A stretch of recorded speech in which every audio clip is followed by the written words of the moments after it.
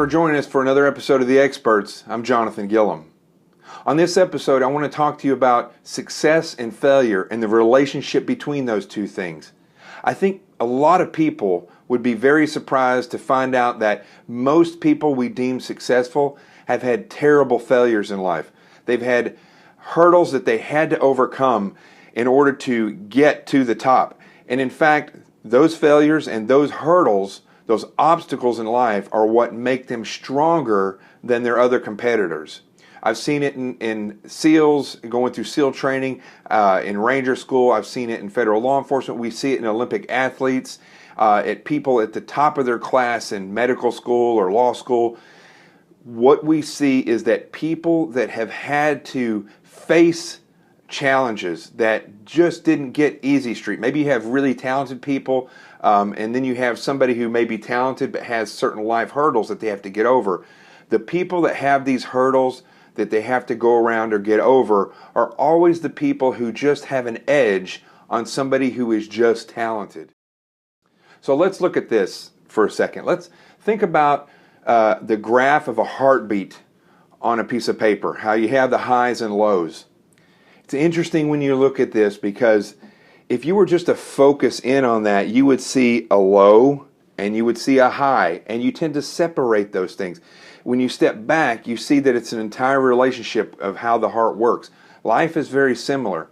If you're up too close and you're just seeing the failures, or you're up so close that you're caught up in the drama that's going on in your life, you will forget about the highs. So this is the way I think you should look at it. When you're at your peak, when you're succeeding, you should be preparing for the lows, because the lows are where you refine your talents, where you refine your skills. So when life or when your athleticism takes a low, when you have a hurdle, you have a failure, that is the point in which you have to double down and really train hard, really work at what you're trying to do, so that as you climb back up, you're even better once you get to this other peak than you were over here. That is a key thing that I've seen with all these people that have succeeded in sports, in military, and just in life in general. So think about that. Remember the heartbeat on a graph, a piece of paper. You have to step back and look at the entire relationship of the ups and downs in your life.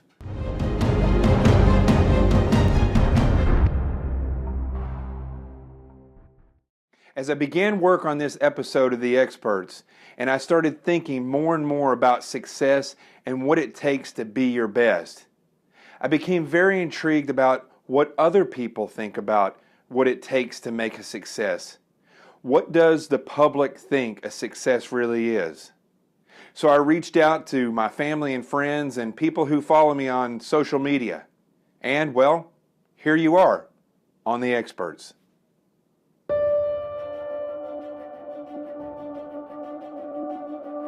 Success to me, Jonathan, is getting up and being a productive citizen of the United States and giving respect to others and completing your goals at the end of the day to provide for your family in a productive, safe, and patriotic manner without breaking any laws.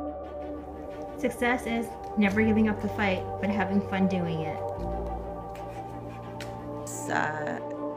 Doing what my Creator, my Savior wants me to do, and being able to accomplish that through believing in Him, pouring out my sins to Him, and receiving Him in my life, and living that life. To me, that is success now.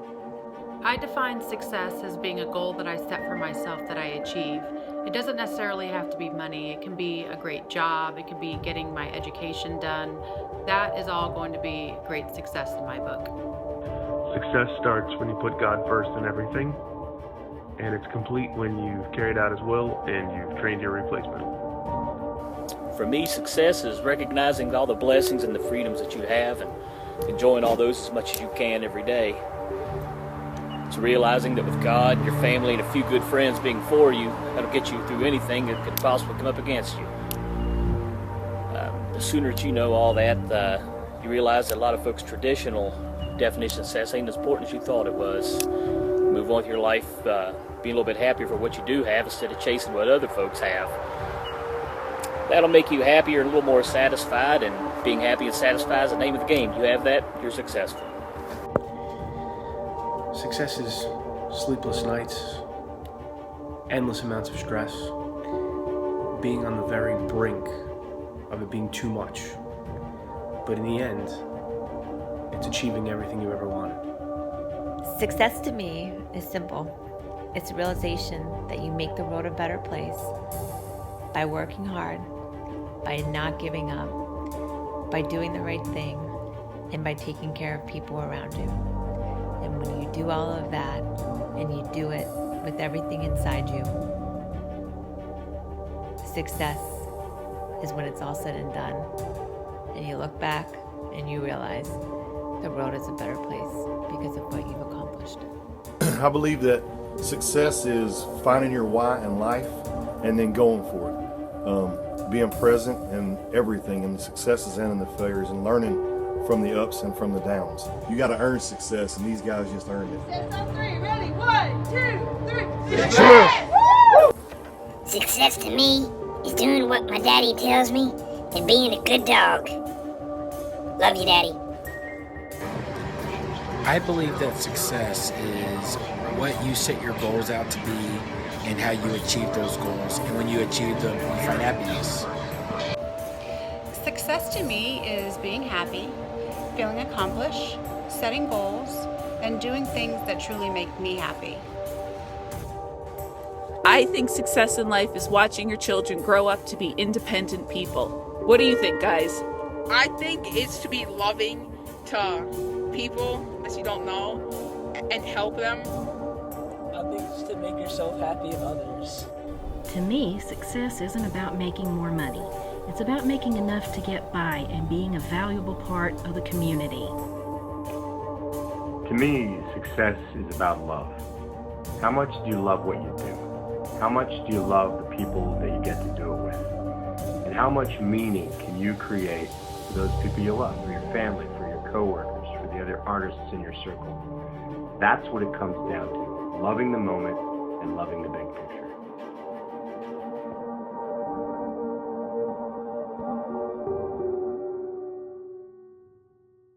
Coming up now on The Experts is my interview with Dr. Debbie Joffe Ellis, psychologist, adjunct professor at Columbia University, and my neighbor, and one of my favorite people to interview when I'm hosting on the radio.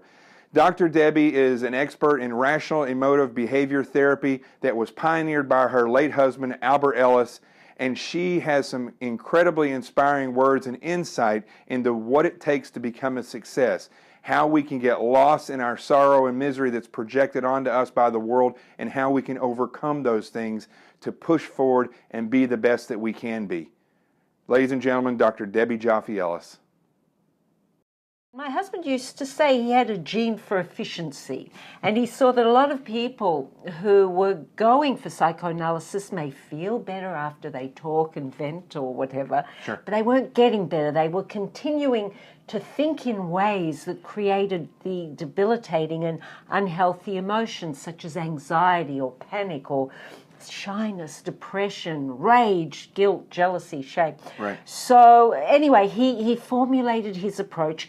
He was his own guinea pig, as you mentioned before, because he overcame his own debilitating shyness. Mm-hmm. He practiced what he preached, and then he preached what he successfully practiced. But anyway, the point that I want to make is when he first presented his approach, the majority, the great majority of his peers and colleagues made fun of him. Mm-hmm. They booed, they jeered him. Some called him stupid, superficial. Other people called him the devil. And he listened to hear whether there was any constructive criticism there, because we disadvantage ourselves if we're not willing to hear criticism. Some of it may help us. But some is just simply negative attack. So we need to listen. Which is different than criticism in my point of view. Right, yes. That's just nastiness, and that's just mudslinging is all that is. I mean, that's Southern terms that I'm using there, but that's the reality. Criticism is, if criticism is done right, criticism is something that actually helps you. Just like failing, it actually shows you where you're lacking so that you can then take that and better yourself or better whatever that you're doing. Or where you're lacking in that person's opinion. Right. And then it's up to you to decide, is there some substance in that, or are they just allergic to what I'm saying? Right. Is it their own stuff, or is there some merit? It could be a bit of both, which comes back to your encouragement of people to be independent, intelligent thinkers.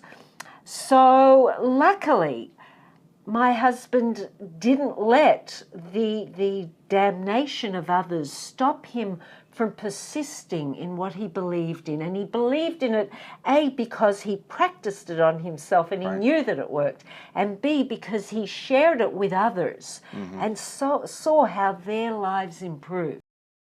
You know, one of the things I've said throughout my own losses in life, and I've had big losses, I've had major failures. For everything that I've done in life that has been a success, I've probably had 3 failures because I didn't grow up super talented. I didn't grow up super athletic. I was always a runner, but I was a little guy. I didn't grow up super smart. So everything that I did, I had to work harder at it to get there. One thing I definitely have realized, if you go through life without faith in something, I'm a Christian, I have faith in God. That faith has always pulled me through when hope was not there. The problem that people have is when they get into hard times and they lose hope. If they don't have faith, their hope is going to be lost.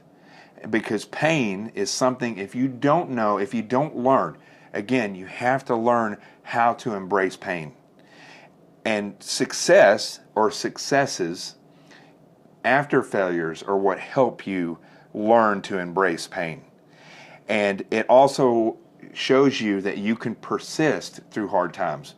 But for people that lose hope, if they don't have faith in something, they're not going to be able to get back to the track that's going to take them to the top. That's true. And then they start to focus on what that person has, or how that person treats them, or why woe is me. And woe is me is probably the most dangerous thing that you can ever say to yourself. What the best thing is that you can say to yourself is, I have faith, and I'm going to keep striving, and I'm going to embrace this pain. You know, one of the things you just said a few seconds ago reminds me of a part of the philosophy and psychology that I not only teach and practice with people I work with, but it's the way I live my life. The approach of Rational Emotive Behavior Therapy, REBT. Anyway, one of the useful, wise things that it asserts is that it's not what happens that creates our emotional experience, but our perception of what happens, what we think about what happens, our beliefs that create our emotional destiny. And when we think in healthy ways, we create healthy emotions. When we think in unhealthy ways, we create the debilitating emotions I mentioned before. Right. And there are 3 core irrational beliefs that create the paralyzing or debilitating or misery-making emotions, from which infinite other beliefs that bring us down come. And here's what they are. I must do well and have the approval of others. You must treat me well and act the way I think you should. And life should be fair and just. Now, it's interesting that you're saying all 3 of those things are things that people that fail cling to. Yes. Now, there's nothing wrong with wanting those things. Because if you want it and you don't get it, you're healthily disappointed and sad, and then you pick yourself up, brush yourself off, and start all over again. Right. You learn from the failure of whatever you tried. You learn from your mistake. Going through SEAL training and the different academies and things that I've been in, when people have a bad day, they have to be very careful, because that bad day can spiral downward because they give into it or they embrace that feeling. The same thing when they get mad. Maybe they're striving to be the best parent in the world, or maybe they're striving to be, the best in their job wherever they're working, or an Olympic athlete. If they get enraged about something, their focus then changes from what am I doing now to be better? What am I doing now to be the best I can be? Should I try sprinting harder so that my long distance runs are better, so that my lung capacity is more? Should I learn to be more efficient when I'm teaching this so that I don't waste my time here? But if they get enraged, or if they get sad and depressed because of circumstances, or maybe they're not performing as well as they would like, that becomes them. And can paralyze them from moving forward. And the important empowering thing for each of us to realize is we make ourselves enraged or depressed or anxious or panicked. But a lot of people don't know that, so they can hardly be blamed for succumbing if they haven't been taught that they have that power. I feel like that is the thing that makes people that succeed a lot of the times go further, is that they figure that out. And it's really not something that you can be taught. It's something that you have to learn from life in a lot of the ways. I mean, you could tell somebody this, but until they experience it and they decide themselves, I'm going to overcome this. I'm not going to be depressed. I'm not going to be enraged. I'm going to focus on the important things. That's what I see when things are hard. Those are the people that rise to the top. When you take somebody who's been through that, though, what you see is when they're put head to head with somebody who's talented but hasn't had those hurdles, you actually get a better quality performer in the person who's had to struggle. That's what I've seen. Raw talent is great. Some people make it on raw talent. But raw talent alone does not make a champion. You have to be willing to go past the hard times and be able to focus on what do I need to do to be the best. If I have to ask you, what is a success in your mind, what would you say? I would say it's a person who's grateful, who appreciates this gift of life, including its challenges. I would say success is being willing to unconditionally accept oneself and others, and to know that one is a worthwhile human being even if one makes mistakes and fails. When one makes mistakes and fails, to be willing to learn from that and strive to maximize the gifts they have been born with. And that doesn't mean to be famous or recognized. Right. The way I sum this up is, if you take pain, you take some misery, even hard times in life, or the hurdles that you have to overcome in order to get to the point that you want to be. I compare that to climbing a mountain, right? Climbing a mountain may be difficult, and there's very few people who will do it and succeed. A lot of people will say, I want to climb that mountain. Fewer will actually make the attempt, and even fewer will actually make it to the top. But the people that do will see a view that very few people ever see. But you can't see that view unless you endure the climb.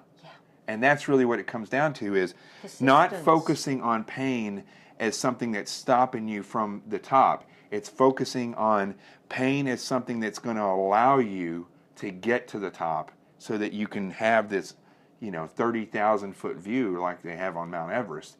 That's the real key to this whole thing, I think. And it reminds me of a number of things, what you just said. The way my husband didn't just overcome the criticism of all his peers, but earlier in life, he was neglected by his family, and there are other things, and he just kept looking for constructive things to do. If you're always in the sunshine, I could handle it. well, I can handle sunshine. But if things are always good for you and everything is always easy street, your performance when it comes time to be tested is going to be low. So embrace the hard times. And the reality is, even for people who look like they've been born with a silver spoon in their mouth, there will be tests, challenges, Sure. loss and suffering. Mm-hmm. So we all will have opportunities to rise above the easy way out. That's right. And we will benefit if we do, as you've suggested, persist. Right. Keep on. Not striving for some idealistic perfection, but for the best that we can be. Dr. Debbie Joffe Ellis, my neighbor, my good friend, adjunct professor at Columbia University, and all-around amazing person. Thank you, Jonathan. I'll have her back again. Thank you very much. Pleasure. Thank you. There you go. Yes, I practiced and was a psychoanalyst for a while, but then I discovered that it didn't work, and I have a gene for efficiency, while poor Sigmund Freud had a gene for inefficiency. So I went back to my hobby since the age of 16, philosophy, the philosophy of the ancients, largely of Epictetus and Marcus Aurelius, and in the East of Confucius and Lao Tse and Buddha, and amalgamated it with behavior therapy, which I'd used on myself at the age of 19 to get myself over my phobia of public speaking and of approaching young females.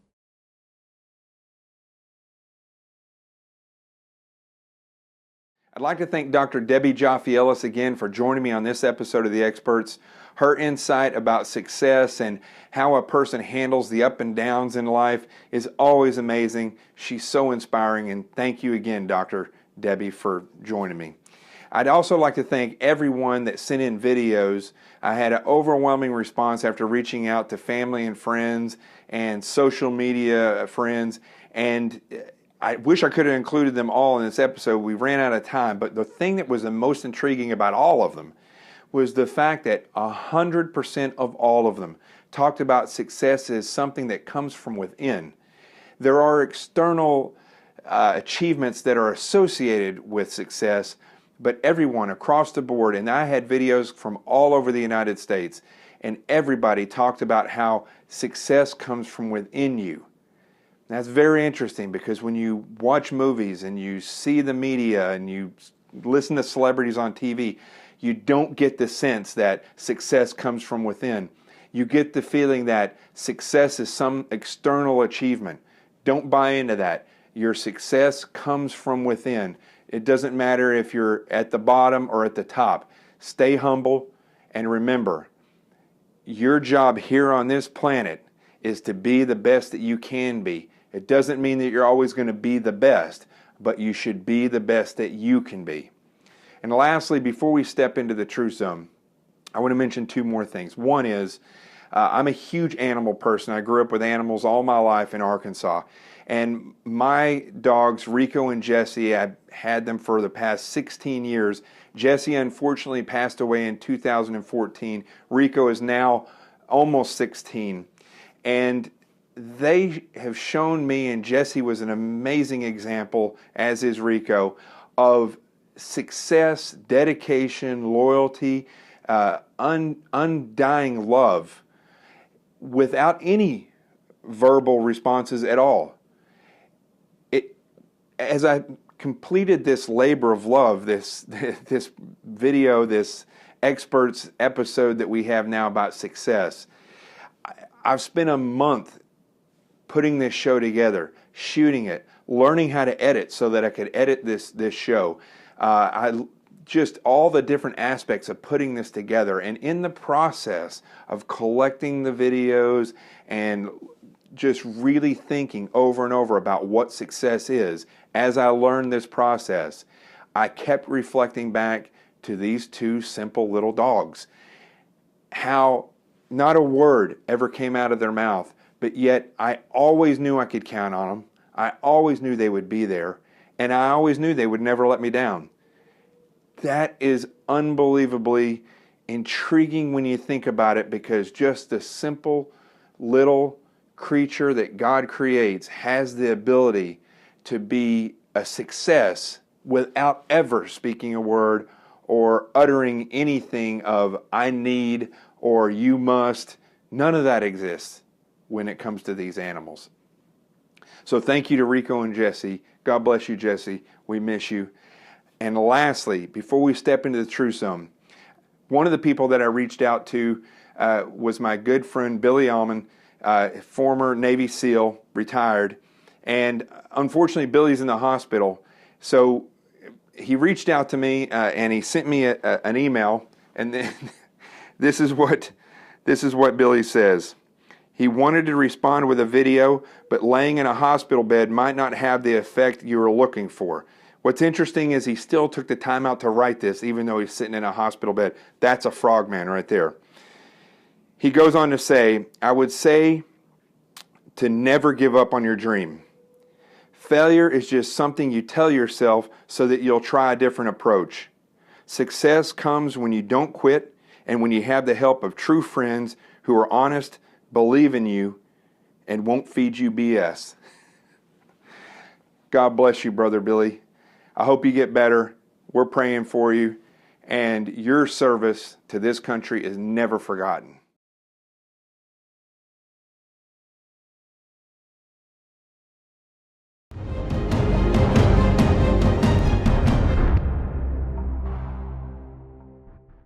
I hope you'll join me now as we step into the Truth Zone. I spent over a month going across the internet looking for video clips that were inspirational, that showed success and failure. And I think I've put together a group of videos that will inspire you. And I just simply sat down and in one short session wrote these words so that you can understand my mindset of what a success is, how it relates to failure, and what it takes to be your best. I'm Jonathan Gilliam. I'll see you next time on The Experts.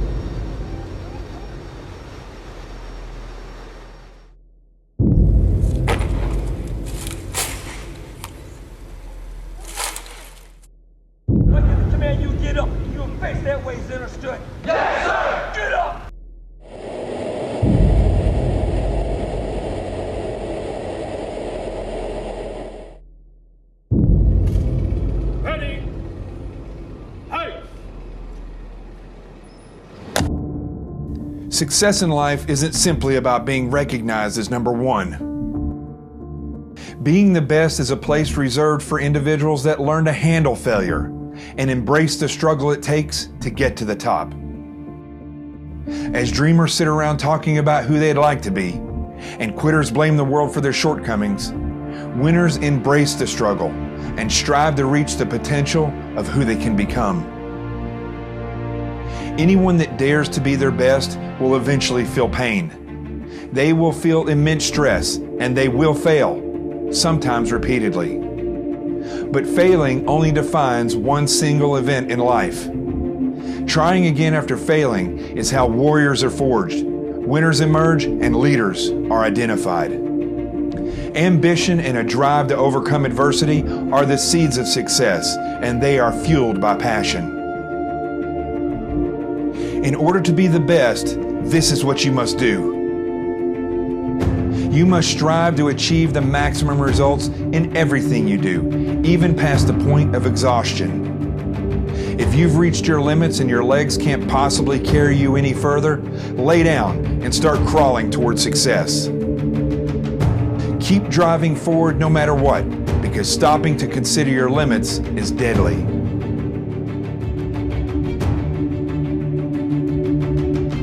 Like a person caught in the waves of the ocean, each second you remain frozen carries you further out to sea and further away from your potential.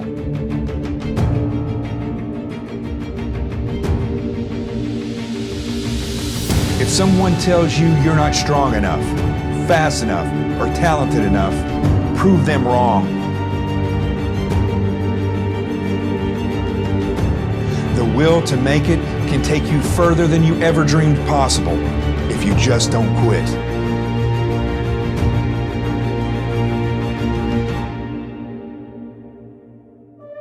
Never allow the limits of your success to be defined by your color, gender, sexuality, or economic status. Where would this world be if Jesus had ignored God's will because he was born in poverty?